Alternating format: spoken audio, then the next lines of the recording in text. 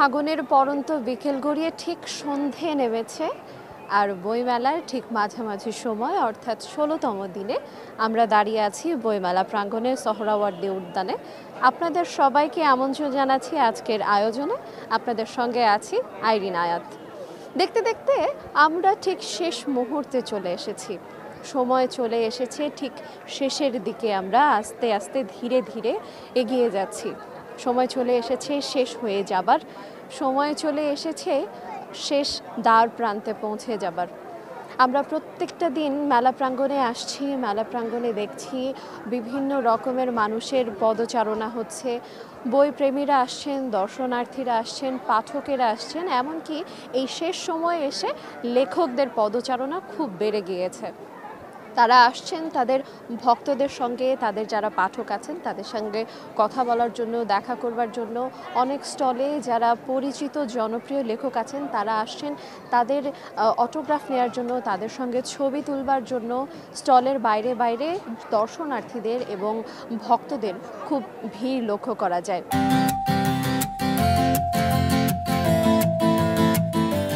আজ মেলার ১৬তম দিন এবং দুপুরবেলা মেলা প্রাঙ্গণ, মেলার দরজা খুলে গেছে। তখন থেকেই দর্শনার্থীরা আসছেন, বইপ্রেমীরা আসছেন এবং আজ বিভিন্ন রকম স্টল প্যাভিলিয়নগুলোতে ঘুরে কথা বলে যে বিষয়টি জানতে পেরেছে, মাঝামাঝি সময় এসে এখন তাদের বেচা বিক্রি বেশ বেড়ে গিয়েছে। এবারের মেলায় ইসলামিক বা ধর্মীয় যে বইগুলো আছে সেই বইগুলোর বেচা বিক্রি খুব বেড়েছে, এমনটা আমরা জানতে পেরেছি বিভিন্ন স্টল ঘুরে। সেখানে যারা ইসলাম বা ধর্ম প্র্যাকটিস করছেন, এমন যারা মুসলিম আছেন, বিভিন্ন ধর্মাবলম্বীরা তাদের ধর্মীয় যে বইগুলো আছে এগুলো খুঁজছেন। স্টলগুলোতে যেটা জানতে পেরেছি, ধর্মীয় বইগুলোর প্রতি মানুষদের খুব আগ্রহ বাড়ছে, পড়ার আগ্রহ বাড়ছে।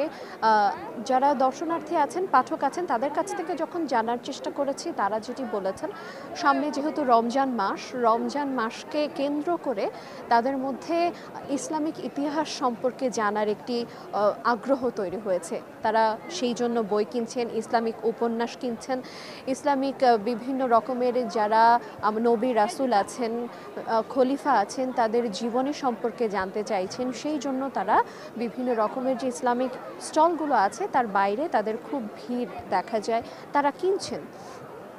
প্রত্যেক দিন নতুন নতুন লেখক আসছেন, এমনকি শেষ দিন পর্যন্ত এই দর্শন তাদের দেখা যাবে যে তারা আসছেন, লিখছেন। প্রত্যেক দিন আমার সঙ্গে নতুন নতুন লেখকদের দেখা হয়, তারা লেখেন, নতুন করে লেখেন, কেউ অনেক বছর যাবৎ লিখছেন। আজকে আমার সঙ্গে তেমনই একজন লেখক উপস্থিত আছেন যিনি পেশায় একজন শিক্ষক, কিন্তু তারপরও পাশাপাশি তিনি লিখে যাচ্ছেন। তিনি লিখছেন শিশুতোষ গ্রন্থ, তিনি লিখছেন রোম্যান্টিক গ্রন্থ অথবা কোনো উপন্যাস। আমার সঙ্গে এই মুহূর্তে যিনি উপস্থিত আছেন তার নাম হচ্ছে খায়রুন্নেসা রিমি। আমরা কথা বলবো আপুর সঙ্গে। আপু, আপনি কেমন আছেন? আলহামদুলিল্লাহ ভালো আছি, আপনি কেমন আছেন? জি, আমিও ভালো আছি। বইমেলার ১৬তম দিনে এসে ঠিক কী রকম অনুভূতি কাজ করছে আপনার মধ্যে? আসলে আমরা যারা লেখক, আমরা যারা লেখালেখি করি, আমাদেরকে আসলে এই বইমেলাটা আমাদের ঈদের আনন্দ আমাদের মাঝে। যখনই প্রতি বছর আমরা অপেক্ষায় থাকি কবে বইমেলা আসবে, এটা আমাদের আসলে ঈদের আনন্দ আমাদের মধ্যে বিরাজ করে।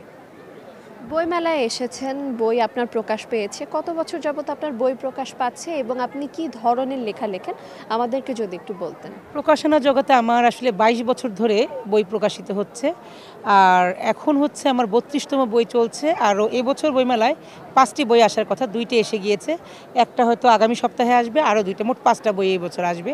আর প্রতি বছরই কমপক্ষে ৪ থেকে ৫টা বই আমার আসছে। শিক্ষকতার পাশাপাশি আমি আপনার সঙ্গে কথা বলে যেটি জানতে পেরেছিলাম, আপনি বাংলা বিষয়টি পড়াচ্ছেন স্কুলে, শিক্ষকতা করছেন আপনি ২০ বছর যাবত, এটিও আপনি আমাকে বলেছেন। শিক্ষকতার পাশাপাশি হঠাৎ লেখালেখির প্রতি আপনার অনুপ্রেরণাটা ঠিক কোথা থেকে এসেছে? আসলে আমি খুব ছোটোবেলা থেকে লেখালেখি করতাম। আমি যখন ক্লাস 2তে পড়ি, জাস্ট বাক্য গঠন যখন শিখেছি, ওই সময় থেকে ছোট ছোট আমি কবিতা লিখতাম, ছড়া লিখতাম। ওই যে সেই ছোটোবেলা থেকেই লিখতাম, লিখতে লিখতে এবং ক্লাস 9 থেকে আমি জাতীয় দৈনিকে লেখালেখি শুরু করি। এবং আমি মফস্বলে একটা সাধারণ সাদামাটা একটা মেয়ে ছিলাম। মফস্বল থেকে ফাইট করে করে লেখালেখি করে করে এই পর্যন্ত এই জায়গায় এসেছি। পরিবারে কি কেউ আছে যারা লেখেন, এমন কি কেউ আছেন? না, আমার পরিবারে তেমন কেউ নাই, তবে শুনেছি আমার দাদা নাকি অনেক ভালো পুঁথি লিখতেন সে সময়ে। ছড়া এরকম কবিতা লিখতেন। ওই সময় তো সংরক্ষণের কোনো ব্যবস্থা ছিল না, তো সম্ভবত মানে জেনেটিক্যালি হয়তো দাদার তরফ থেকে পেয়েছে। আর এমনিতে আমার পরিবারে তেমন কেউ রাইটার নাই। এখন হয়তো আমার নিজের বাচ্চা টুকটাক লিখছে, আমার বোনের বাচ্চা টুকটাক লিখছে আমাকে দেখে অনুপ্রাণিত হয়ে। আচ্ছা, এখন আপনার কাছে জানতে চাই তো লেখালেখিটা করে ঠিক কেমন লাগছে, আর এই লেখালেখির সামনেও আরও করবেন কিনা, বা কেন লেখালেখিটা শুরু করলেন? আসলে লেখালেখিটা করি মনের টানে, হ্যাঁ, যেহেতু ছোটোবেলা থেকেই আমার ভিতরে লেখালেখিটা আছে। আমার সবসময় মনে হয় কি সারা পৃথিবী একদিকে, লেখালেখি একদিকে। শিক্ষকতা করি যেহেতু, অ্যাজ এ টিচার আমার একটা আইডেন্টি শিক্ষকতা। আর শখের জায়গা হচ্ছে, ভালোবাসার জায়গা হচ্ছে লেখালেখি। সময় সুযোগ পেলেই আমি মানে লেখার চেষ্টা করি। শুধু তাই না, আমি শিশু সাহিত্য নিয়ে লিখি, আমি বড়দের রোমান্টিক কবিতা লিখি। আমার কবিতা কাব্যগ্রন্থ প্রায় 4-5টার মতো কাব্যগ্রন্থ আছে। এবছরও একটা আসবে, আনন্দ বালক এবং আধখোলা বুক, রোমান্টিক কবিতা। তারপরে উপন্যাস লিখি, জীবনী গ্রন্থ লিখি, মানে অনেক সব ধরনের, শুধু প্রবন্ধ ছাড়া সাহিত্যের সবকটি শাখাতে আমার বিচরণ আছে। 20 বছর বা 22 বছর যাবৎ লেখেন আপনি বলছিলেন, তো 22 প্রকাশনা জগতে। প্রকাশনা জগতে, আচ্ছা ঠিক আছে। বইমেলায় কত বছর যাবৎ আপনার বই প্রকাশিত হচ্ছে? হ্যাঁ, এই যে সেটাই বললাম, বইমেলায় 22 বছর ধরেই আমার বই প্রকাশিত হচ্ছে। আচ্ছা, তাহলে 22 বছর ধরে বইমেলায় আপনার বই প্রকাশিত হচ্ছে। আমি যদি আপনার কাছে জানতে চাই, 22 বছর আগের বইমেলার চিত্রটা আজকে 2025-এ এসে 22 বছর পরে ঠিক কেমন মনে হচ্ছে আপনার কাছে? কি বদল মনে হচ্ছে আপনার কাছে? অনেক অনেক, কারণ আমরা যখন 22 বছর আগে লেখা শুরু করেছিলাম, তখন ফেসবুকের এরকম প্রচার প্রসার ছিল না। আমরা কিন্তু ফেসবুক কেন্দ্রিক লেখক না, আমরা আগে থেকেই লেখক হয়ে এসেছি। কিন্তু এখন হচ্ছে কি, যে কোনো জিনিস কিন্তু আমি খুব সহজেই পৌঁছে দিতে পারি পাঠকের কাছে ফেসবুকের মাধ্যমে। যেমন দেখেন, এই যে নীলাম্বরের নীলকষ্ট, নীলাম্বর একটা ক্যারেক্টার। আমি কিন্তু 1 বছর ধরে এই উপন্যাসটা লিখছি, অলরেডি আমার পাঠকের মাথায় ঢুকিয়ে দিয়েছি নীলাম্বরকে। আমার পাঠকরা নীলাম্বরকে চিনে গিয়েছে এবং নীলাম্বরের সাথে তাদের একটা হৃদ্যতা তৈরি হয়েছে। এবং এই যে নীলাম্বরের একটা জনপ্রিয়তা, নীলাম্বর যে পাঠকের কাছে গ্রহণযোগ্য হয়ে উঠেছে, সেই কারণে কিন্তু পাঠকরা বই প্রচুর কিনছে। কিন্তু আমাদের সেই সময়টাতে যখন 22 বছর, তখন তো এইভাবে এত ফেসবুক প্রচার প্রসার ছিল না। এই যে শখের পুরুষ বইটা, এটা কিন্তু আমার পাঠকরা আগেই জেনে গিয়েছে যে একটা রোমান্টিক গল্পগ্রন্থ আসছে, তারপর নীলাম্বর আসছে। এবং শুধু তাই না, আপনি অবাক হবেন যে তরুণ প্রজন্মের অনেক মানে যারা পুরুষ যুবক যারা আছে, তারা অলরেডি নিজেকে নীলাম্বর ভাবতে শুরু করেছে।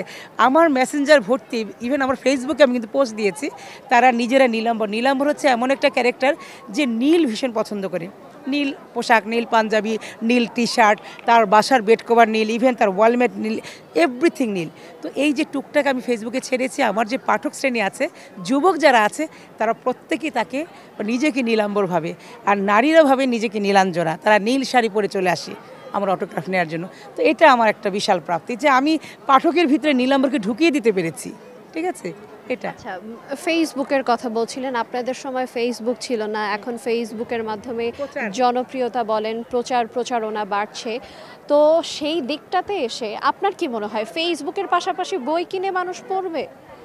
না, ফেসবুকে আসলে যারা পড়ুয়া তারা কিন্তু বই কিনে সবাই, এবং শুধু তাই না, যারা পড়ুয়া তারা খুঁজে খুঁজে বই কিনে। যেমন আমার পাঠক, যেমন আমার তো অনেক দিন ধরে পাঠক তৈরি হয়েছে, তো পাঠক তৈরি হওয়ার কারণে আমার যারা পাঠক আছে, আমি না থাকলেও কিন্তু তারা স্টলে এসে আমার বইটা কিনে, এটা আমার প্রাপ্তি।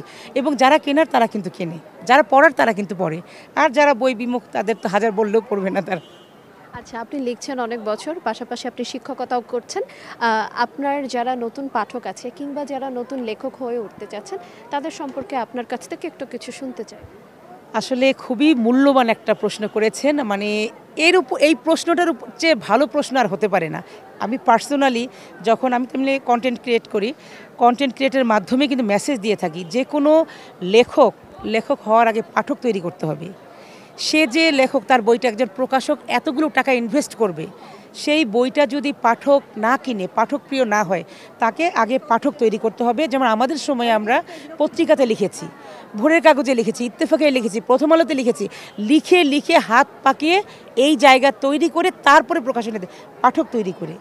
তো এখন তরুণ লেখক যারা হতে চায়, তাদের কাছে আমার অনুরোধ, তারা এইভাবে লিখে লিখে সাধনা করে তারপরে যেন বইটা প্রকাশ করে, যেন তার পাঠকরা যেন বইটা কিনতে আগ্রহী হয়।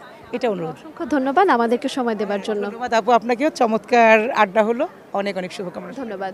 আমরা কথা বলছিলাম একজন লেখকের সঙ্গে যিনি পেশাগতভাবে শিক্ষক হিসেবে আছেন এবং বর্তমানে তিনি লিখছেন। যদিও তিনি শিক্ষকতা পাশাপাশি লেখালেখি করে যাচ্ছিলেন প্রায় 20 থেকে 22 বছর যাবৎ। এখন আরও নতুন নতুন এবং লেখক আছেন যারা লেখেন। এইবারের বইমেলায় তাদের বইও পাওয়া যাচ্ছে।